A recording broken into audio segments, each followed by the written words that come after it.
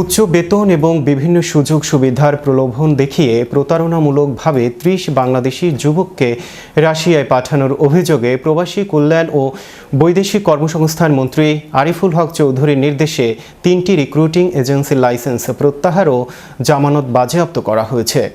Recruiting এজেন্সিগুলো হলো RS international RL number ১৪২৮ এবং জাবাল-ই নূর আরএল নাম্বার ২৫০৫ এবং TS overseas limited RL number ১৭৫৫।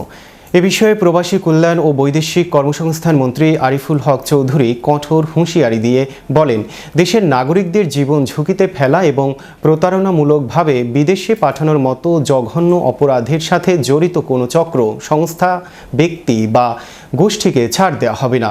মন্ত্রী আরও জানান, প্রতারণামূলকভাবে রাশিয়ায় পাঠানো এই ৩০ বাংলাদেশিকে দ্রুত ও নিরাপদে দেশে ফিরিয়ে আনার লক্ষ্যে ইতিমধ্যে কূটনৈতিক চ্যানেলের মাধ্যমে অত্যন্ত গুরুত্বের সাথে কার্যকর ব্যবস্থা গ্রহণ করা হচ্ছে।